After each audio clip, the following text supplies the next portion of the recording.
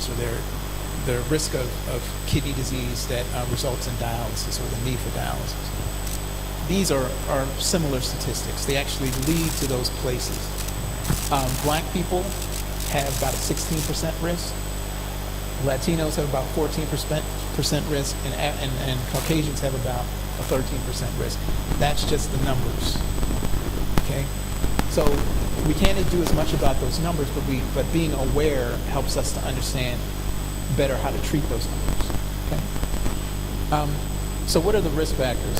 Heart disease, blood pressure, diabetes, being overweight. Passages discuss this, his experience and the impact of weight loss on his overall health. It's a powerful demonstration of what small changes done over time can really do. As you get older, as I mentioned, you start out with a certain amount, you lose a little bit every year. So by the time you get into the 7th, 8th decade of life, that can be where you start to see kidney disease really show itself. And low birth weight. When your babies, this is so important, and I'm not a pediatrician, but you all maybe have daughters and you have grandchildren. Do everything you can to make sure that your daughters in the terms of pregnancy have the appropriate contact with physicians, that they get their questions answered. If they're high risk, that they get the attention they need. It is so important for that little baby, because that baby is developing in that incubator. And to start off with a lower amount of kidney function it makes the likelihood that end-stage kidney disease will develop in the distance for that baby more likely.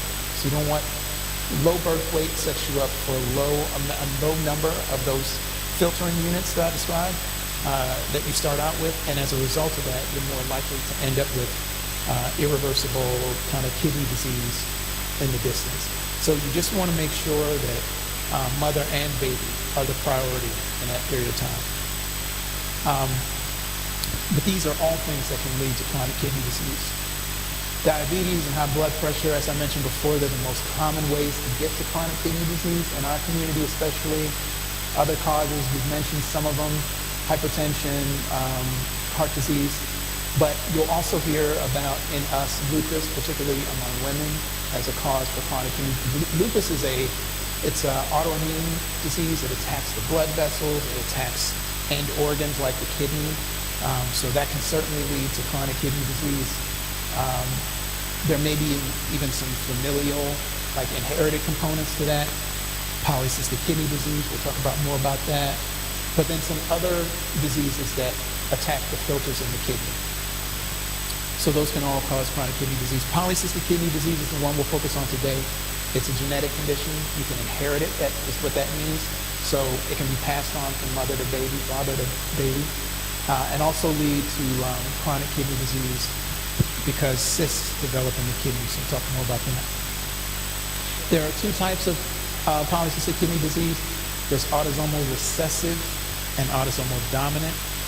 Don't worry about those terms. Autosomal recessive just means that you have two bad copies. Everybody got a copy of every gene from the father and a copy of every gene from the mother. If the mother gave you a bad copy and the father gave you a bad copy, you have an autosomal recessive problem, and that disease is not correctable by one gene kind of picking up the weight for the other.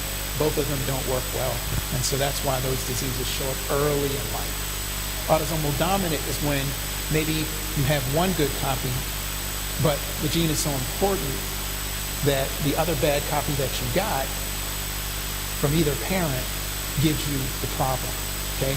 So instead of two bad copies, it's one bad copy, but it still causes you problems. And these are typically things that happen third, maybe fourth decade, sometimes even when it's really aggressive, second decade of life.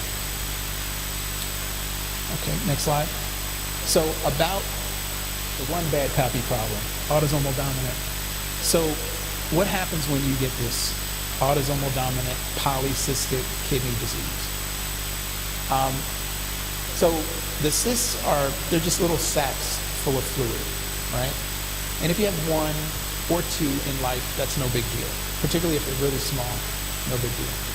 But what happens is, in this disease, because of a bad gene, you have a tendency to develop not just one, but many in both kidneys.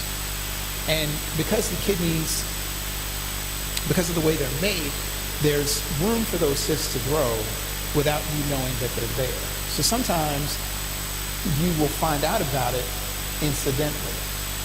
You have a sports evaluation that you take to clear you so that you can participate in some activity, and they do as a component an ultrasound, or they check your blood pressure. Your blood pressure's high, and then they do an ultrasound to take a look at your kidneys and make sure everything's right.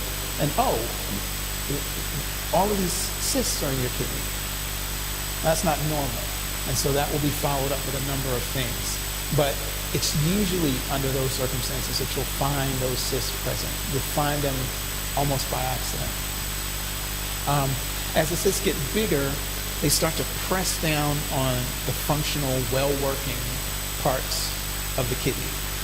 And so that means that this expanding mass of just sort of non-functional fluid collection is now pressing down on the parts of the kidney that are actually performing the work, and that prevents them in the long run from doing that work well. So what you start seeing is all the signs of chronic kidney disease. Start holding on to toxins in your blood, you start to develop blood pressure problems, you start maybe even to have irregularities in the blood work. You might even see some derangements in your blood counts. So that's how that takes effect. So we got to a certain point. Time for another test, since you're such an active and inquisitive audience. A healthy kidney is about the size of, okay, so A, a watermelon, you said B, a jelly bean, C, a golf ball, or D, a fist. So what do people think? I heard B. A fist. Okay. Who says fist? Okay. Who says golf ball? Nobody? Who says jelly bean? Okay. Who says watermelon? Okay. So the D's have it. It's about the size of a fist. So when you're little, like a baby, about the size of a baby's fist. As you grow, they grow to be about the size of an adult fist, one on each side. There are people that have developmental issues where the kidneys don't separate because they start as one mass that sort of separates in development. And so they'll have a single kidney and it looks like a horseshoe. But you can have those sorts of derangements, but most times it is just two kidneys positioned in the upper back. Okay, next slide. Now, with all these cysts growing inside those contained spaces, a polycystic kidney can get how big? As big as a lemon, as big as a grapefruit, as big as a football, or as big as a tennis ball. So a grapefruit, I heard. You said B? B? Okay, grapefruit. Okay, sounds like most people think grapefruit. It's actually a football. He said it. Okay, so football. Sorry, I didn't hear that. A football, right? So you're starting out with a fist, and these cysts are developing. Not just one, but many of them. And they're constantly budding off, right? They're constantly... So this thing ends up being bigger and bigger and bigger. And it can get, over the course of time, to be about the size of a football. Now remember, I tried to describe the anatomy of the kidney to you, so it's just kind of tacked up on your back. Now you got two of these football-sized, knobby, dysfunctional things sort of sitting in your abdomen, and they're pushing everything forward, right? So you kind of get this big belly. These cysts are also unstable, some of them, and they can break open. So you can have all kinds of complications develop from the instability of the cyst. We'll talk about that. Next slide, please. All right, so who gets this? Well, obviously, I'm talking to you, so this is a question of our own predisposition. But for purely genetic disease, most people, ADPKD is inherited. So that means it's passed down from one parent to the child. So if either parent, mother or father, has ADPKD, a child from that parent couple has a 50% chance of getting it, right? Because each child gets one gene from the mother, one gene from the father. We're talking about autosomal dominant disease, so each parent has only one bad copy. So you could get from the father, if they have ADPKD, you could get the normal gene, or you could get the bad gene. Same thing from the mom, you get the normal gene or you get the bad gene. But if you get the bad gene from either parent, that child could end up with the condition. Okay? There are some people who get it and they don't have a clear family history. We call that de novo mutation. So that what that means is brand new mutations. Those are only about 5%, 1 in 20, but it can happen. So you could be the unlucky first person in your family that develops the change in the way the gene is sequenced that causes it to be pathogenic or cause disease. Next slide, please. All right, so signs and symptoms of ADPKD is everything that you think about with chronic kidney disease, but some things particular to the plumbing system. So I mentioned to you that cysts are unstable. They can rupture. As a result of that, they leak. So you can have blood that shows up in the urine. Those cysts can also get infected by bacteria. So you can have urinary tract infections. You can have infections of the cysts themselves. The kidneys, as I mentioned, get larger. They fill the abdomen. So you can have all sorts of irregularities that result, weird, sort of unusual abdominal pains and things like that develop. You can have high blood pressure, again, because as the kidneys fail, their ability to help control blood pressure, to regulate it, falls off. The swelling in the belly I mentioned, back pain. So yes, you can have back pain for this reason, but it's usually at the later stages, and Lisa will be able to tell you more about her experience with that. And I mentioned about infection and rupture of the cyst. Symptoms of ADPKD can happen slowly. Most times they do. Some people don't even see the symptoms until they're in their 30s or 50s, and that's because the progression has gone on so long that now you're talking about a situation where you have multiple points of instability, so that you can have one of these. It only takes one, right? You can start to have some of these symptoms develop because your hip ratio is a lot higher than it used to be at the start of things. Okay, next slide, please. All right, so cysts can be on the kidneys for years before damage is found. And so that's another feature of this. As I mentioned earlier, these things don't happen all at once.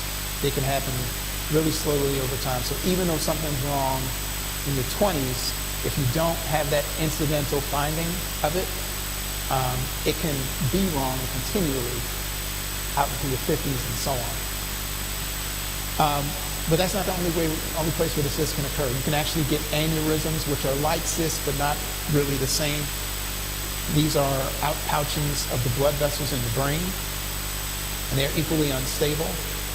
So if a person that has ADPKD comes to me and says, Doc, I've been having some headaches recently, and I just can't seem to get rid of them. I mean, they're just there, and they're just really pounding. That immediately makes me think other complications of this disease outside the kidney, okay? So again, those complications can be in the brain, it can be in the heart, more like the demand that's placed on the heart with the blood pressure problems that are continually developing as the kidneys fail. Cysts in the liver that can develop, so not the same as the issues in the brain, but more like the issues that are in the kidney, just in the liver, okay? And then you can have sort of bladder and urinary disturbances of other types. So these are all symptoms that can go along with it. And these are the types of things, this is the type of information that if you're concerned about this for yourself, you definitely want to be asking in your family, because it is a genetic disorder, right? Okay, next slide. So how can a doctor tell if you have this? Well, as I mentioned, it's usually incidental, right? So a doctor, like a primary care physician or a kidney doctor like myself, can tell you if you have ADPKD by discussing your health and your health relative to your family. So it's all about family history. We all, as African Americans, I am confident that we all have the same pattern. That you hear about something going on in a family member, oh man, that's messed up, what happened to... You may even go to the funeral, but nobody asks any questions. It's better to just not ask questions. That's the way we do business. But that locks us out of the ability to protect ourselves. So we got to break that habit. Ordering blood tests and urine tests, that's one way we'll do it. So if you come to the doctor and there are concerns that you have, or not even, maybe in the course of just an annual visit, they see some deviation from the trajectory that I was telling you to make sure that you monitor and have the doctor explain to you. If they see a deviation from that, maybe looking like your kidneys are getting worse faster than they would have expected, that's one way they can get at least a first indication that they need to go further with their testing. Taking pictures, ultrasounds of the kidney. Lisa will tell you about that. Why would a woman get an ultrasound? Just young woman, 20s. Why would they be getting ultrasounds? Babies, right, exactly. So that's where you find it. Exactly right. Pregnancy. This is why fathers, grandfathers, boyfriends, husbands go to those visits. Make sure that you're there to see those pictures and ask those questions. The text can't interpret for you. But if they're searching around looking for that heartbeat and they find something and they swing that wand past the kidney and they see that the kidney looks abnormal, ask the doctor to explain that. Ask the doctor to explain that. On the basis of some of these things, mostly incidental findings, we will recommend other testing. And because this is most commonly a genetic disorder, we're going to be looking to sequence your gene of interest. There are certain usual offenders as far as the genetics of this are concerned, that we can just look at those genes, see if they're sequenced improperly, and then we can say, okay, this is why the problem is occurring. All right, next slide. So what can patients living with ADPKD do to manage the disease? Lisa will tell you a ton about this. We'll talk to her in a moment. Work with the doctor, kidney doctor, or your primary care to learn more about the disease. You're doing some of that work today. Hopefully you'll do more of it kind of in your own going forward. Limit your salt intake. That's with any kidney disease. That's with any health condition. Limitation of salt intake improves blood pressure, improves weight loss. Salt is a problem. I would say more that the way we hold on to salt is a problem. Building a strong support system in the family means you got to talk. You got to share information, not just about the ones in the caskets, but the ones that are still walking around. Like, you have to open up a little bit and be like, you know what? I'm having this kidney problem.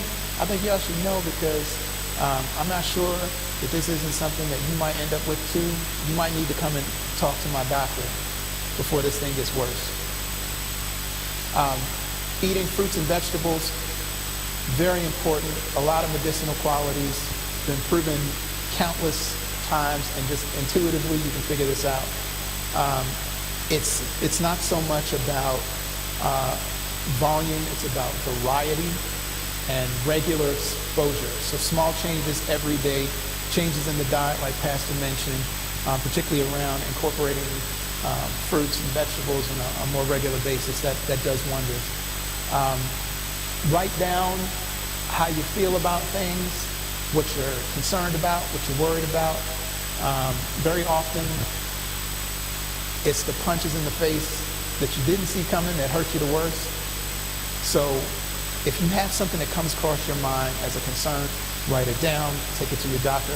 Help them to help you put it in context. Okay? Don't just hold on to it and man up about it. Write it down, share it with somebody that has information and can give you a way to think about it appropriately.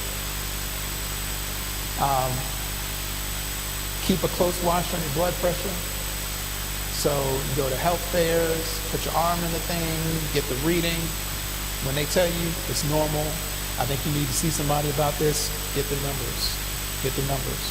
Okay? And if they're abnormal numbers, follow that up. You can't, and as many ways as I've seen this approach, you can't back your way out of abnormal laboratory testing by drinking more water and eating more salad. That's not going to happen right away. You need to go to a doctor, have them verify that finding, make a decision about how to help you take medications to deal with that. And just keep in mind that those medications don't have to be permanent. You can look at those as a bridge to your healthier destination. Come up with a plan with the doctor for how to manage the problem, set goals for how to correct the problem, and keep reintroducing, hey doc, is it time to come off the medication yet? Is it time to come off the medication yet? Don't just accept that once you got the medication, that's where you're going to be. Absolutely, when you get the prescription, take it the way it's prescribed. But in your mind, declare that is not a destination, that is sort of a bridge to another place that you're going to go, okay? And it may be the case that you have to be on a medication long term. I'm not promising you that you won't have to be on it. But don't let the problem get worse trying to just handle it with grandma's remedies. Not that grandma's not right sometimes, but just in most cases, the reason why people like me spend all that time and waste all that life and youth in medical school is because we're studying this stuff. And we've seen what disease looks like in the book and in the patient. We see it in the clinic and the operating table. So I can attest to you that it's real. Once you know there's a problem, deal with it. Okay. Yeah. Mm-hmm. Yeah.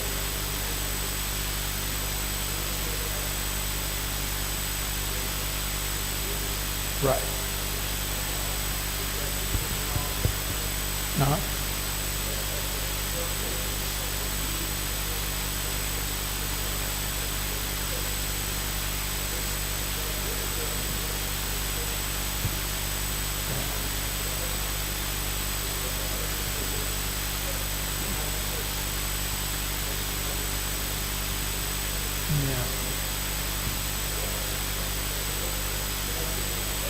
Yeah.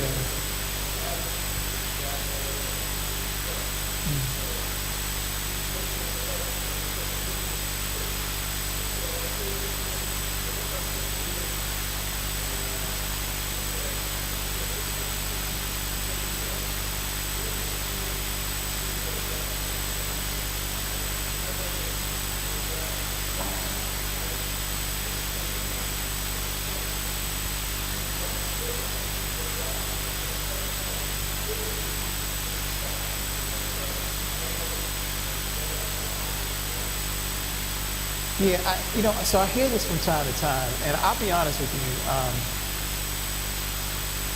I never discount the patient experience. All I can do is to provide information, right? And information backed up by science, backed up by years of study. It doesn't make me right in every situation. It just means that I took the time to really focus on this problem, and then I can offer you some guidance. So here's what I'll tell you about diabetes.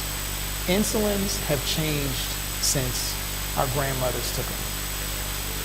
So it started out with like pig extracts of insulin, and then they figured out how insulin interacts with the body, and they've come up with other ways to use insulin to get us to better blood sugar control.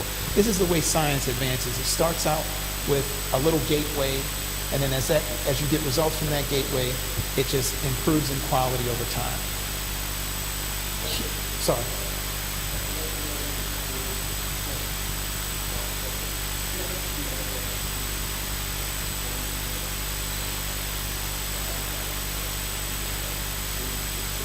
Yeah, I'm sorry, I'm here.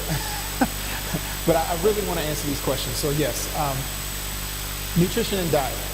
So the one other thing that I didn't get to mention is exercise is a major component in how we deal with this. Exercise and diet are very important as well. There's not a lot of guidance that we can give you as kidney doctors about exercise and diet in terms of what you can do to correct kidney disorders. We don't know that, so we can't give it to you. But I will say that everything in moderation. If you can create an environment that the kidneys work well in, that's low acid, meaning fruits, vegetables, natural sources of bicarbonate and those sorts of things versus red meats, pork, all that kind of stuff. Create an environment for a weak kidney to do its best work, then that's going to get you longer use of your kidney function. That's probably the best advice that we can give sort of in terms of how diet impacts the kidney. You want to take in moderate amounts of animal protein, lean more on plant sources of protein, beans, other sort of leafy green vegetables. Drink plenty of water. In this particular condition, with the cyst development, drinking a lot of water actually slows the development of cysts. So we got science to support that. So there's reason for that recommendation in this context. In general, flushing out the kidneys is not how you fix kidney problems, though. Reduce salt intake, as we mentioned, monitoring the fats you take in, and regulate potassium and phosphorus. That's usually a consideration for the later stages of disease. Next slide, please. So I mentioned to you about really making a priority to talk to family and having the family discussions early enough so that you give the doctors room to work the problem with you, right? If you're talking to the doctor right when someone's going into kidney failure, there's not a lot of room for them to do anything. So you want to talk to them well before that reality comes into play, because ultimately some of what we're trying to do is to just pull the reins on this horse, not so much stop it from running altogether. The longer we can give you the use of your natural kidneys, we consider that a win. And in your experience, it really is a win. Some tips that you can use to speak to family, invite them to the provider's office for one of your visits so that they can hear about this genetic disease, right? Have them to journal. People do it all the time. Write down how they feel. That gives them the opportunity to think through the emotions so that when they get an opportunity to convey them to a physician, they are well ordered and their priorities are set in what they wrote. And as I said, consider inviting your family to these visits. I understand about privacy concerns, but as it relates to something that can be passed on, that really is a service to your family. Next slide, please. Okay, so I'm going to invite Lisa up. This is actually my most favorite other than the questions, because I think Lisa has quite a bit to say about not only her experience with this disease, but what the impact is on her life right now. So come on up, Lisa.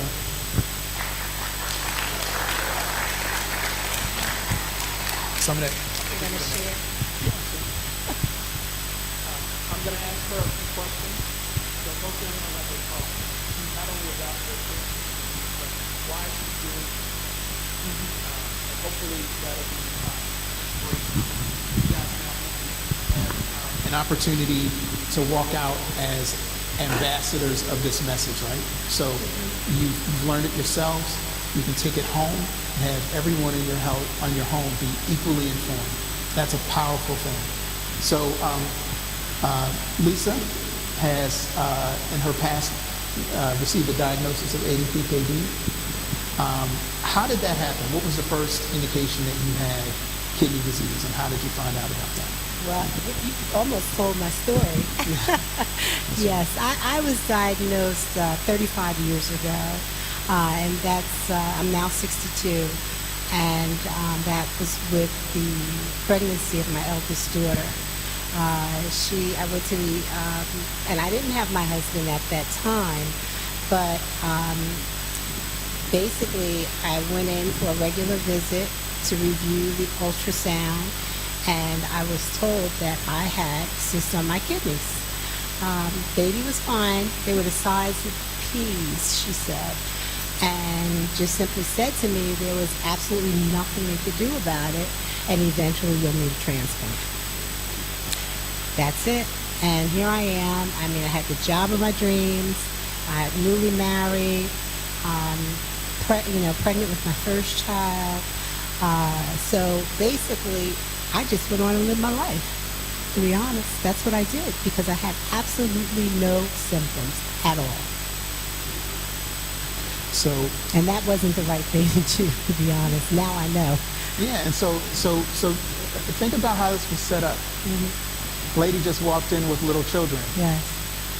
She was in that situation. Yes.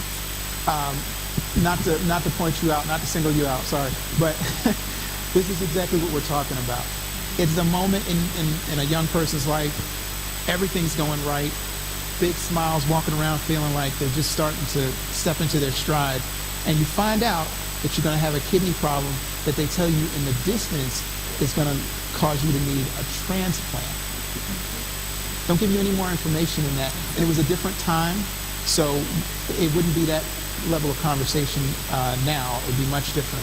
But I want you to just understand how disarming that is. Mm-hmm. So when you found that out, you said you just determined to live your life going forward.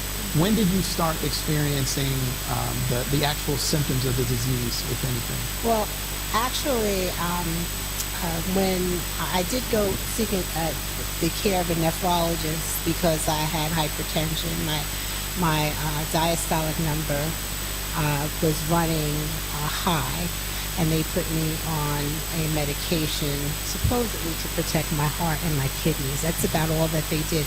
But other than that, no symptoms at all. When it became a problem, it was years later. I became extremely fatigued, and that's that anemia that Dr. Hall explained, not producing that hormone that generates your red blood cells. In addition to that, we think about the job of the kidneys, and that's to filtrate toxins, correct? Mine weren't doing that. So I became extremely, extremely tired. I worked hours from my house, and I remember being in a situation where I literally just couldn't keep my eyes open. I developed diverticulitis, which are out pouches in the intestines that get infected. Hospitalized 3 times. And yeah, they talked to me about dialysis, but no, Lisa's going to push through this, Not the right decision. So my doctor finally came into me in the hospital, and he said to me, he said, Lisa, he says, if you don't make a decision now, that you will end up falling out somewhere, and you won't have a choice as to what type of dialysis you would be on. And so that third visit to the hospital, I made that choice. In addition to that, Dr. Paul, and I've said this before, is I was so family focused, and women do that.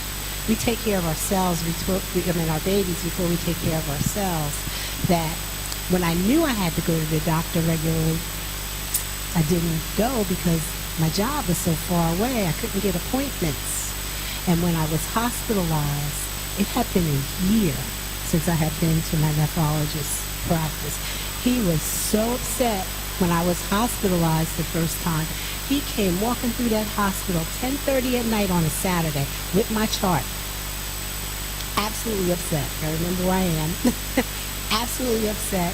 And he said, Lisa, the reason why we could not find your chart is because you had not been here for a year. You are sick. You are really sick, and that was the first time. You are in renal failure, you have anemia, and you need to take care of yourself. He even went outside and found my daughter. This is a good set of guidelines, who worked in the hospital, and said, you need to make sure your mother takes care of herself. She was a CNA at that time. Proud to say she has her BSN now. She's a full nurse. But he went to go find her to make sure that she also knew. Why? My priority was other focus. You can't do that with kidney disease. And I talk about that all the time. You have got to be in care to reserve your renal function, because there were ways that I could have done that. There were ways to preserve that renal function, but I didn't follow the protocol that I knew was best for my health. And we have even more ways than we had then. So that's why it's even more important to be as diligent about following up with your doctor on major health concerns or emerging health concerns than it ever was before.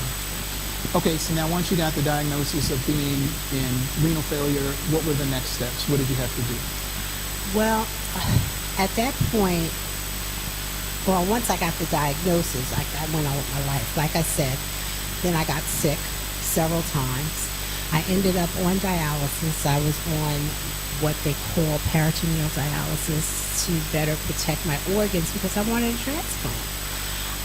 But I think the real story behind that for me is that I could have probably prolonged my renal function so I didn't have to make that choice of dialysis so soon. And yes, transplant is a blessing, but it comes with its challenges as well. So my transplant is 3 years old. By the grace of God, I got it. Yes. And I'm doing well, and I'm thankful for that. But the key is I always have to say, like Dr. Hall talked about, make sure you understand those numbers. Make sure if you're diagnosed with something like I have, which is a genetic disorder, I talk to my kids about it. They've been actually seen. Make sure you go to your doctor with a list of questions. I have everybody who has an iPhone in here. Or iPhone, yes. But there's a note section, and that when I go see my transplant physician, I have a list of questions for her. When I go see, I'm diabetic now. I go to my endocrinologist. I have a list of questions. I just saw her the other day. I think also, like Dr. Hall said, they see a lot of patients. They're talking 15 minutes. But if they know you're on your toes, they're going to be on their toes. So, and a passion for mine is healthcare disparities for people of color. And you have got to be your own advocate. You have got to be your own advocate. If you don't understand something, if you don't understand what creatinine is, look it up. You got Google. Then go ask your doctor if you don't understand. If they're talking in terms that, like they're pushing, you get the big belly because your organs, your big kidneys are pushing everything forward. That's called the PKD belly. If they say something that you don't know, look it up. Ask questions. I can't stress that enough. And make sure you do as your physician suggests you do. And that's so important because complications come. I got a team of doctors, and they talk to each other because I require that. And I got good people who want to do that. So as a result, I'm thriving right now. And I believe God, He saved me for a reason. I got a kidney in 2 years. That doesn't happen. And we are here for each other. We are here to encourage each other. We are here to uplift each other. And I know that's why Dr. Hall is a busy man over here, because he wants better for us. He wants better for us, and I do too. And that's why I do this work. That's the only reason. I'm retired now. Stress-free life as best as I can. 3 kids, that's not stress-free, but I try to live stress-free. So, that's really my story. Fantastic. Mm-hmm.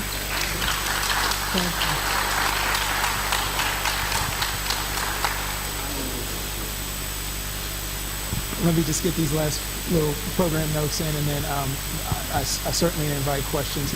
I think we've had so many. Yeah, this is what I want.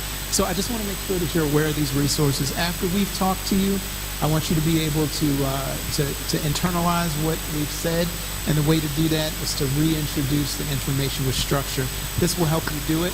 If you go to this website, www.kidneyquestions.com, this is a website that will give you sort of short form, quick read answers and information around the topics that we discussed today about ADPKD and even about chronic kidney disease, I invite you to visit the website, find out what resources are offered. Back in the back corner on the right, Don is holding up one of these flyers, or not flyers, but sort of informational forms that has all of this information you can find on the website. You can also go to the website, go to Nephew and find out other resources offered in both Spanish and English language versions. I think this is a real kind of conversation starter, if you will, and it may not be our habits as guys to just, have, get-togethers at home and talk about kidney disease, but Pastor, you facilitated this. You can facilitate other engagements where professionals can come in and talk to you about information like this and even other health-related concerns. It is important for us that we take the reins on some of these problems. Without saying anything particular, I think you are probably well acquainted with how the winds of change are blowing, which means that everybody now has lost some guarantees on how the rest of the world is looking out for us, right? So we have to pick up maybe where our parents left off and get this information and distribute it ourselves.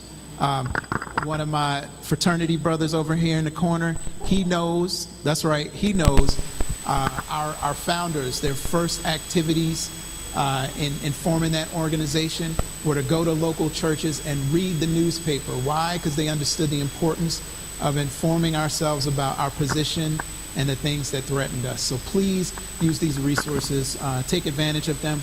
Next slide, please.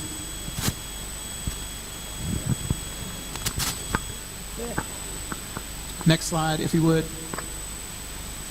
Perfect.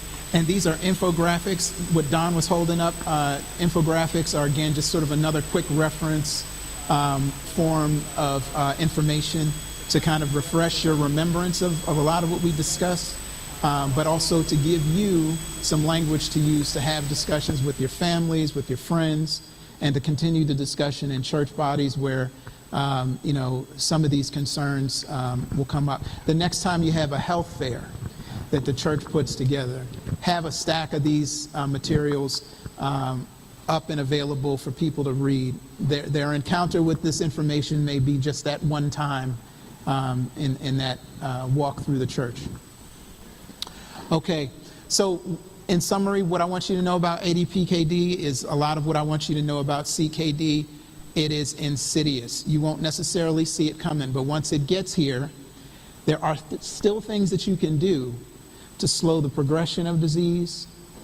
And what it really requires is that you get to a healthcare provider, a primary care, or a nephrologist, and have them walk you through the steps you need to take to manage your health care comprehensively. It's going to be more work for you than you probably would want, but it gives you, the payout is quality of life, okay? Lisa's situation, I'm so glad she mentioned it, that she got a kidney transplant in 2 years. That's not the usual case. The demand is high, and the usual wait time is anywhere between 5 and 7 years. How do you spend that 5 and 7 years? Usually on dialysis. If you can avoid it, avoid it. Do everything you can, see your doctors, keep appointments, take your medications, and get informed. And so I thank you for coming out. I'm glad that you had at least this opportunity to get informed. Happy to take questions after. It's good spending time with you. And, be in good health.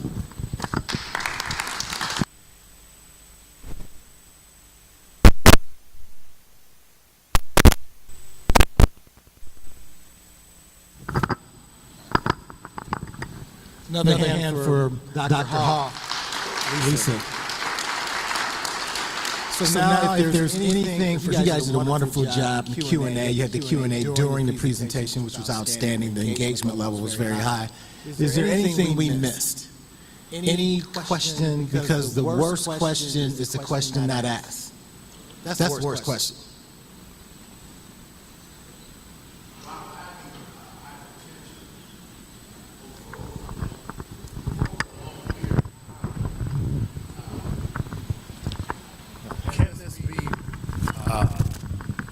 reversed by preventative measures or by treatment along the way.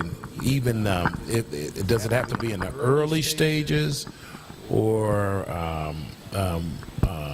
is it that once your kidneys have failed or are in a real bad area, it cannot be reversed? Okay. Yeah, good question. So he's asking about reversibility of chronic conditions. So hypertension, in a lot of instances, you can have improvements that can lead to, a reduction in the number of medications, or in medications having to take the need to take medications at all. That can happen, but usually it's with substantial lifestyle changes, right? So if obesity is a problem, that's usually a driver of hypertension. Dealing with that obesity usually has a major impact on that particular element. Keep in mind, we're biological systems, and we start out with warranties on our parts that sort of expire. So at a certain point, there may just be things that you need, the rest of your life long. But if those little bits of help keep you from the major needs for organ support, then it's a small price to pay. I would much rather take a handful of pills than to be on a dialysis machine. As far as kidney disease is concerned, once your kidneys have failed, there are only a couple of instances where, and it can't even really be called failure at that point, but only a couple of scenarios where the kidneys can stop working and then rebound and recover. Once you've had a diagnosis like chronic kidney disease, diabetes-related kidney failure, hypertension-related kidney failure, those sorts of things tend to be final. And the way you reverse that is not to bring back the kidney function you had, but more or less to go on to receive a kidney transplant. So in those instances, you can sort of live free of dialysis, but the primary issue that caused your kidneys to fail, it did what it did. Okay. One more other question. Is it a myth, or is it factual, that you can actually live just a productive life with one kidney as opposed to both of them? Yeah, absolutely, and that's the basis that we do kidney transplantation from living donors, right? So we don't want to put the recipient in danger, and we don't want to put the donor in danger. So that we have to have assurances that the donor is going to do well, or at least has the best likelihood of doing well after removing half their kidney mass. So you can live a full life on the kidney function that you get from one kidney. That is how the design affords, that's the amount of leeway the design affords you. You have 2 million of these filtering units to manage that blood circulation 70 times in a day for the rest of your life, and one kidney can do that. So if that's, particularly if you're talking about a donor who's, giving a kidney at 30 years or 40 years of age. So, I think it's not a myth, it absolutely is true, but the circumstances considering donors for kidney transplantation, they're just as important as considering recipients for kidney transplantation. And, part of what I do is to fight hard to kind of advocate for the interests of the population up on Capitol Hill. So the types of engagements that I have in the kidney work, it's not just to come and speak to you, but it's to try and get people with decision-making power to recognize the importance of making accessibility for people who need kidneys better by making protections for people who would donate them better. So,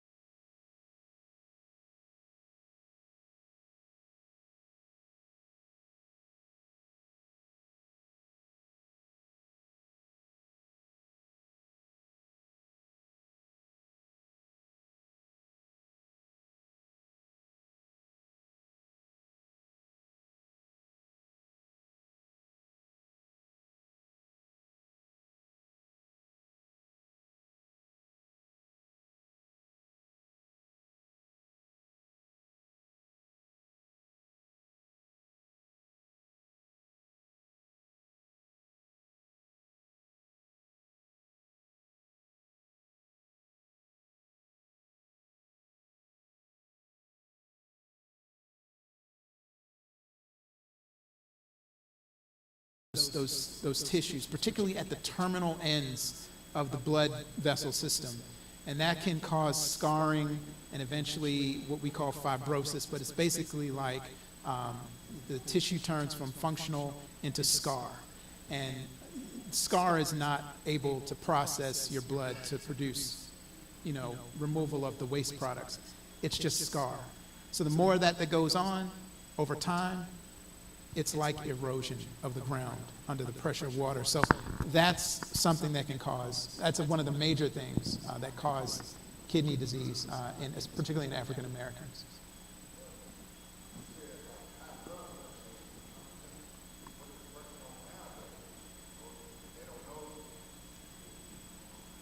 It's like the New York subway system.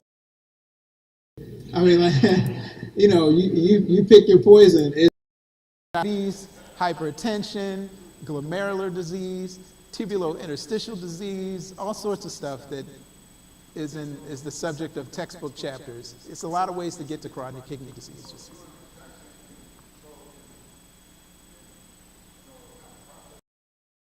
Yeah, you can have infections that cause it, prostate problems, please pay attention to that. If urine can't get out of the plumbing system, it can cause you to have problems in the functional parts of the kidney, that backup of urine, that pressure that develops. All of that can cause inflammatory reactions in the kidney itself. That can lead long-term to chronic kidney disease. So there's a lot of ways to get there.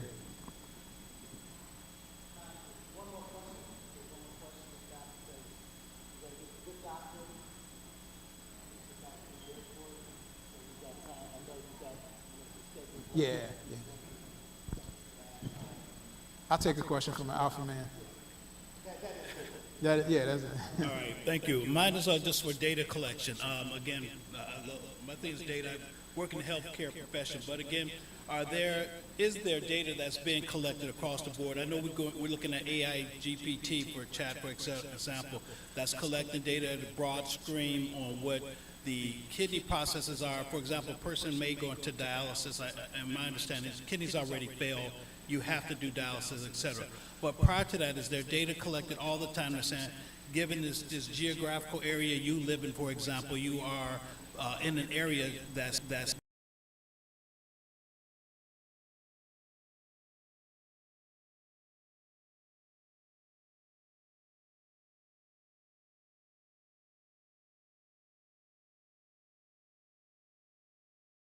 general saying this is the best place, the best nutrients you should have, all this data so that we can say the model exists in the, let's say, for example, the northeast part of America. Here's the diet that they're on, here's things that we should or should not be doing, et cetera, that we can model and template to go forward. This is general information.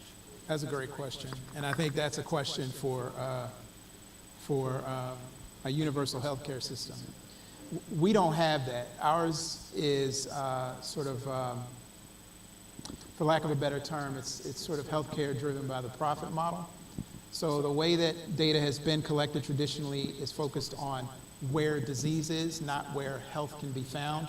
And so we have very good data, particularly in the region where I live, of high incidence of kidney disease, diabetes, hypertension, that kind of belt of sort of the southern states, North Carolina, the Carolinas, Alabama, Mississippi, Georgia. We know very well what disease looks like in those populations. I don't know that we have matching data that would say, and for instance, this region is where people that live here should go so that based on their genetics and other things, they're less likely to experience disease. I don't know of anything like that. But it's a forward-thinking idea. Hello, John. Can everyone go up to the front so we can get a picture with the doctor real quick? Is that okay? Let's, everyone, real quickly. It's turned off. Yep. We'll take the picture, and then Senior Apostle White will close us out, and we'll get on. I want to thank all of you for coming. Give a hand. Everyone come on down, whether you, and we want to apologize for the failure of putting out that it was just men only, because I found out that it wasn't just men only, but I don't know where that came from. It didn't start with me, but I helped it after they gave it to me. So I'm sorry about that. Would you please forgive me? We thank God for the doctor. Give a big hand for him.